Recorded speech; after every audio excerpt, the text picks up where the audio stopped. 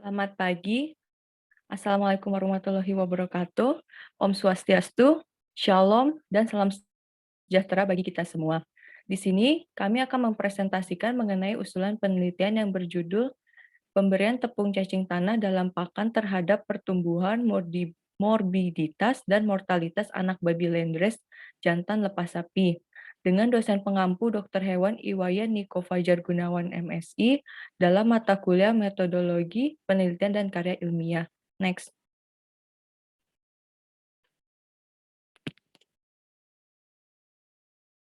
Jadi kami merupakan kelompok 2 dari kelas D dengan anggota saya sendiri Alfiona dengan NIM 1898, kemudian ada Nimade Suksma Dewi Wisnantari dengan NIM 1899, Nur Intan Wulan Yunita dengan NIM 1800, Imade Surya Mega Nugraha dengan NIM 1801, Muhammad Gusofi dengan NIM 1802, Putu Raditya Kurnia Putra dengan NIM 1803, Inyoman Dwi Eka Saputra dengan NIM 1804.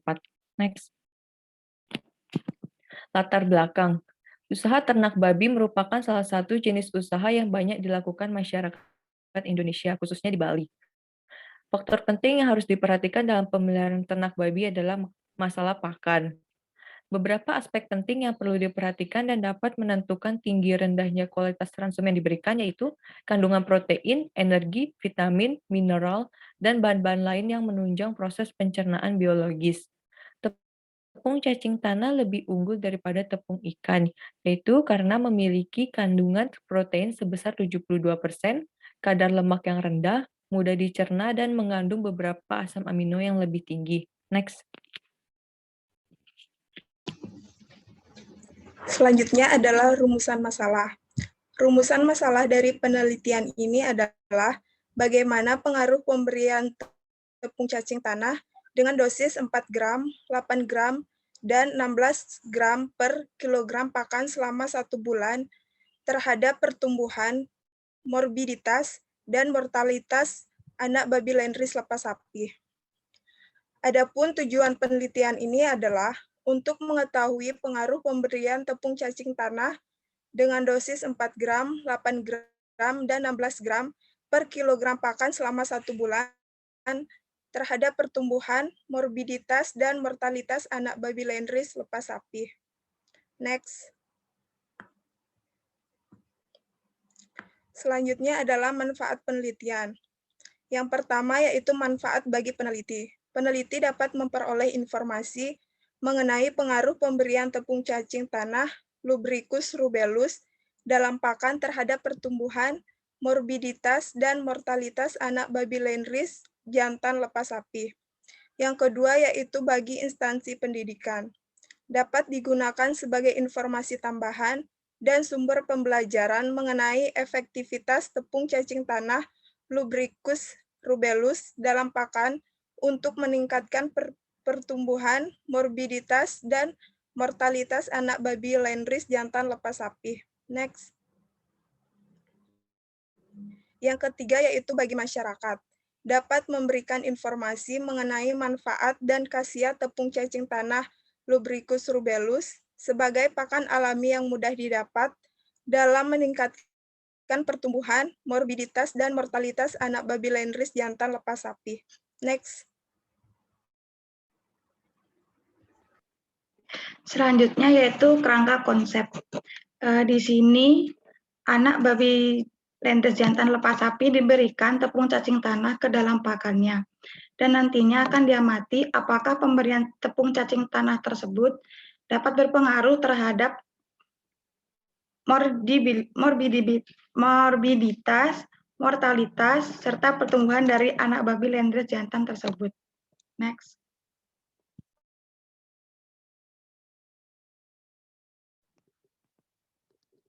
Kemudian tinjauan pustaka.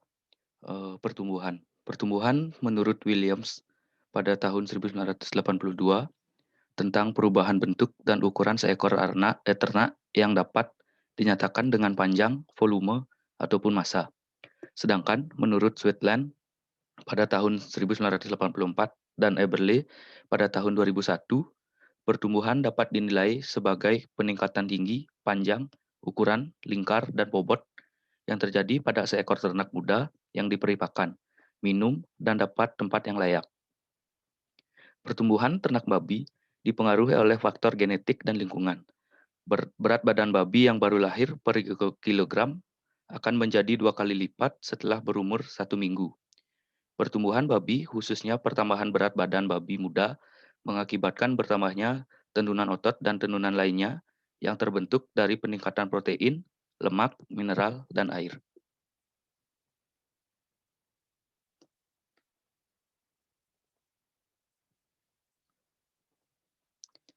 Ternak babi berdasarkan fase pertumbuhannya dapat dibedakan menjadi 3, yaitu yang pertama fase starter, yang merupakan fase hidup anak babi semenjak menyusui sampai umur 8 atau sampai 11 minggu.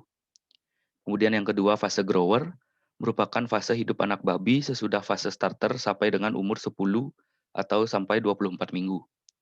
Yang ketiga merupakan fase finisher, di mana anak babi yang menjelang dewasa, menurut Giri Sonta tahun 1981. Menurut si Hombing 1997, bobot sapi sangat berkaitan erat dengan kemampuan ternak untuk tumbuh dan berkembang setelah disapih. Pakan untuk anak lepas sapi merupakan baik karena mengandung energi dan protein yang sangat tinggi. Selanjutnya yang kedua tepung cacing tanah. Cacing tanah atau Lumbicus sp dapat berperan sebagai aditif pemacu pertumbuhan yang dapat memaksimalkan absorpsi nutrien dalam saluran cerna, sehingga memacu pertumbuhan dan mengefisienkan konsumsi pakan. Tepung cacing tanah juga mempunyai indeks asam amino esensial sebesar 58,67% yang lebih tinggi dibanding dengan nilai indeks asam amino esensial dari cacing segar itu sendiri. Tepung cacing tanah juga mengandung kadar protein yang cukup tinggi, yaitu sebesar 76%, karbohidrat sebesar 17%, lemak sebesar 4,5%, dan abu sebesar 1,5%.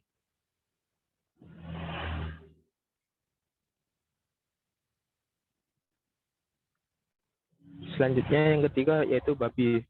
Babi merupakan salah satu komoditas ternak penghasil daging yang memiliki potensi besar untuk dikembangkan karena memiliki sifat-sifat dan kemampuan yang menguntungkan, antara lain laju pertumbuhan yang cepat, jumlah anak per kelahiran yang tinggi, efisien konsum yang baik sekitar 70 sampai 80%, dan persentase karkas yang tinggi sekitar 65 sampai 80%.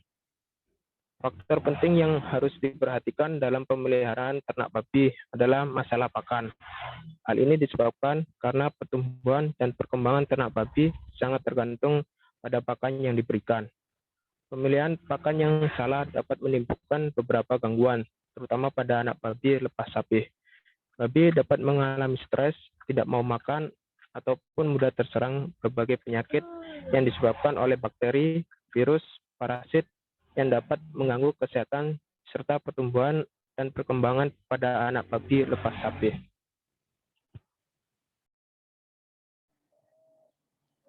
Selanjutnya, materi dan metode.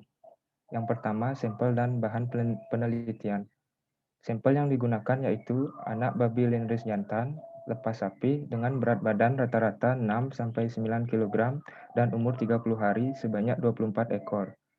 Bahan yang digunakan yaitu tepung cacing tanah produksi Bali Organic Association atau BOA dan pakan jadi merek 551 untuk anak babi setelah sapi produksi dari PT Carowen Pokpan Indonesia Tbk dengan komposisi yaitu kadar air 13%, protein 18,5 sampai 20,5%, lemak 4%, serat 6%, abu 8%, kalsium 0,9%, dan fosfor 0,7%. Yang kedua, rancangan penelitian. Rancangan yang digunakan pada penelitian ini adalah rancangan acak lengkap atau RAL dengan 4 pelakuan dan 6 ulangan. Pada masing-masing pelakuan terdiri dari 1 ekor babi, sehingga jumlah sampel keseluruhannya adalah 24 ekor. Pelakuan terdiri dari P0 sebagai kontrol yang hanya diberikan pakan jadi merek 551, P2, P1, P2, dan P3 dengan pemberian tepung cacing sebanyak 4 gram, 8 gram, dan 16 gram per kilogram pakan. Tepung cacing tanah diberikan dengan dicampurkan dalam pakan pada anak babi selama 1 bulan.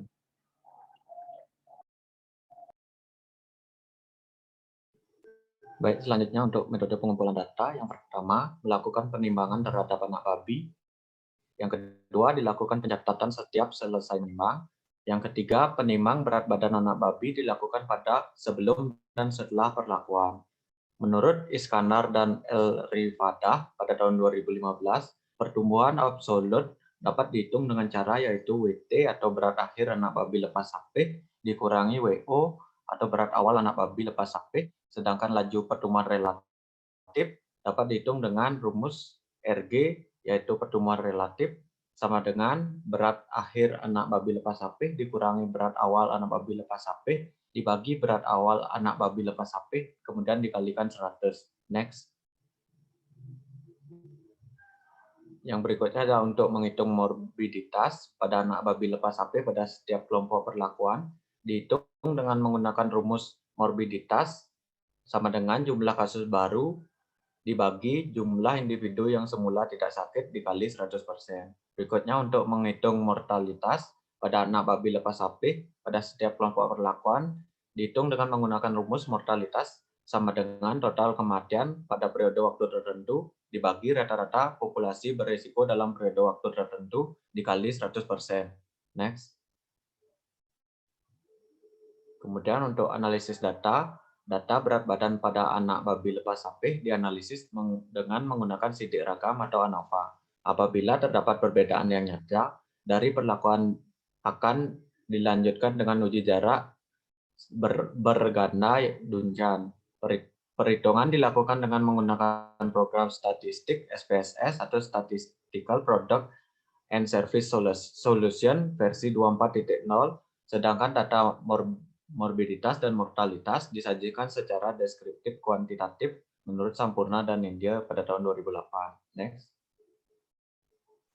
Baik, sekian presentasi dari kelompok kami. Apabila ada salah kata atau salah dalam pengucapan, terima kasih.